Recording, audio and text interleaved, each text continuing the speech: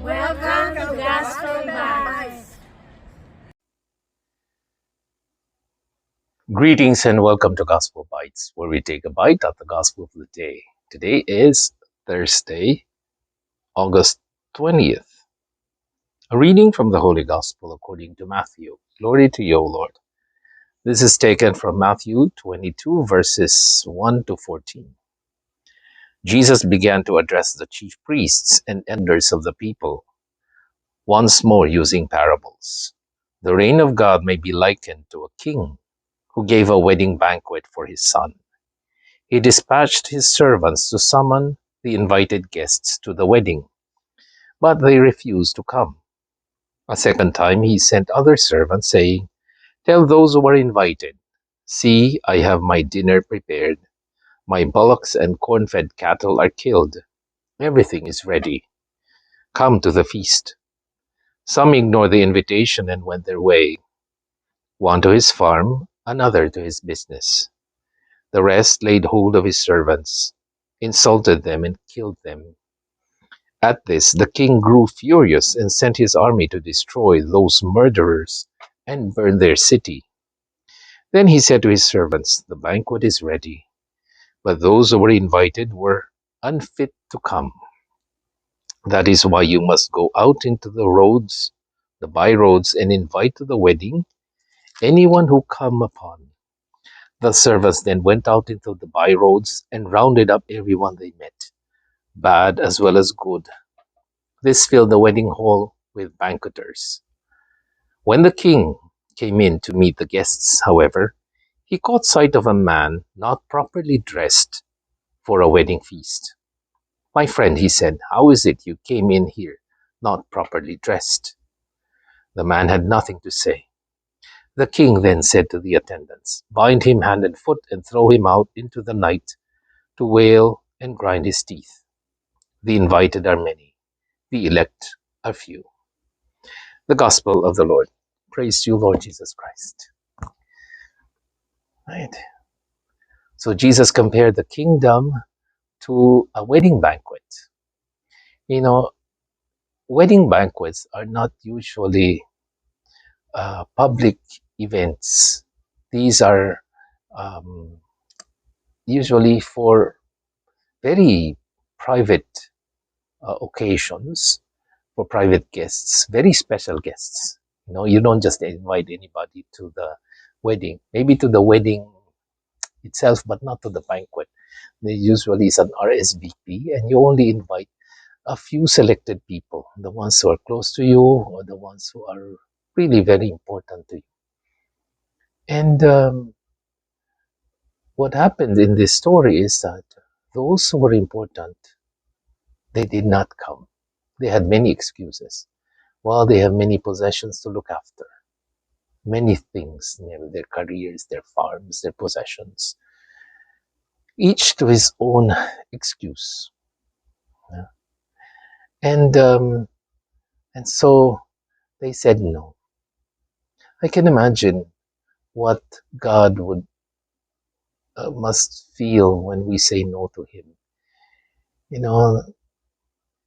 We are baptized, very special children of God, invited to the wedding, invited to the banquet.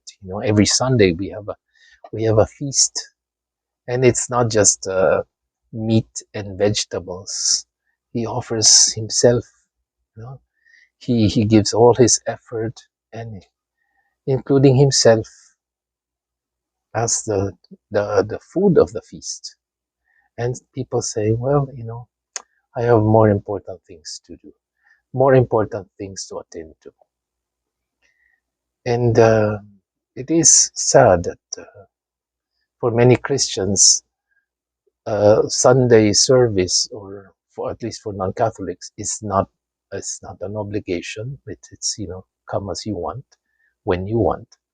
And even for Catholics, when we do stress the obligation, it's still, if I'm not too busy, if the weather permits.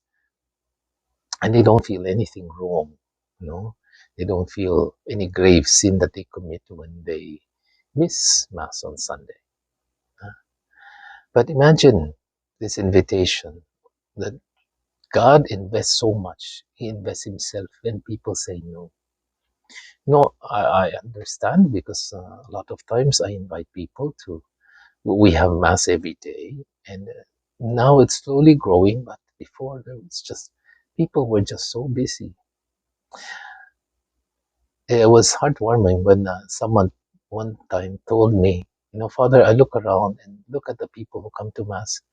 There are people who probably need something from the Lord, or they, he said he looked at them and there must be something, something common. It's either they're looking for the Lord, they're looking for a favor, or they're grateful because they have received a favor. In other words, some people are experiencing their need for God, and some have experienced the need for God. Now, if only we can actually admit that we need God, that we cannot go through a day or a week or even a second without God. We'll be at church the whole day. Someone asked me that. She said, Father, if I can go to Mass and I know it's the summit of our faith, but I didn't go, is that a sin? No? It's a grace to actually understand that this is the heart of our faith. But to ignore that, I think that is where where the fault lies. When you're given that grace to see this is Jesus being given to you, and you say no, I'd rather watch or go through my cell phone for the rest of the night or the rest of the day. Uh, So here, Jesus is saying you can sense the frustration of this of God when people say no, because I know when I ask people to get involved and they say no, sometimes I don't want to ask anymore. So I thought I'd rather do it myself because it's painful to be rejected. I just keep thinking, it's not me they're rejecting, but God. And how does God feel about our rejections? And so I think the question is, um, what is my relationship with God? Is he just an obligation I have to meet, or is it someone? Is he someone that I care about? That if I love someone, I want to be with that person as much as I can every day or even every moment. No, not just to be to twist my arm just to spend an hour with that person a week. So let us evaluate our relationship with God. Are we in that point when we can say our relationship is just out of obligation, and then so we will do the least of our obligations, or is it love? When you love someone, you cannot get enough of that person. You will continue to, you want to be with that person every moment. So I pray that our relationship with God will be more personal, so much so that we would want to spend every moment with Him. I'm Father Jerry Sembrano for another edition of Gospel Bites. God bless you. Have a nice day.